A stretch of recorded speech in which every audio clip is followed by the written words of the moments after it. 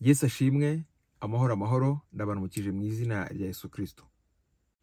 Shimiye abantu bose twabanye kuva twagira iki gitekerezo cyo gusoma Bibiliya, cyane cyane abo twasomye hamwe igitabo cy'Itangiriro ndetse n'icyo Kuva.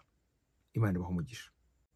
Tugiye gutangira gusoma igitabo cy'Abalewi. Ni igitabo gitangaje cyane, kirimo amakuru abantu benshi badakunze no gusobanukirwa. Harimo detaye nyinshi cyane zijyanye n'uburyo Imana yari yarategekeye muri Mose uburyo Abisiraheli by'umwihariko abatambyi bazajya batamba ibitambo byo kwihana ibyaha ndetse n'ibitambo by'uko bari amahoro.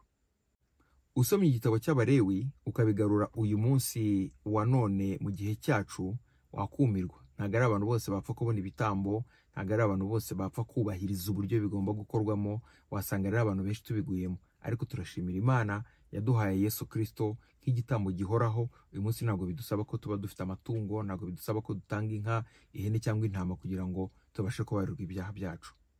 Ndabatumiye rero, ushobora no kuzajya woherereza n'abandi bose kugira ngo dusome hamwe igitabo cy'Abalewi, ariko kandi mu gihe cyose dusoma tujye dutekereza ubuntu twagiriwe n'Imana bwo guhabwa Kristo nk'igitambo gihoraho. Nk'uko bisanzwe tuzajya dusoma igice kimwe buri munsi hatabuzeho na gato, kandi uko usomye ujye wibuka no koherereza n'abandi kugira ngo nabo bagirirwe ubuntu bwo kugerwaho n'ijambo ry'Imana.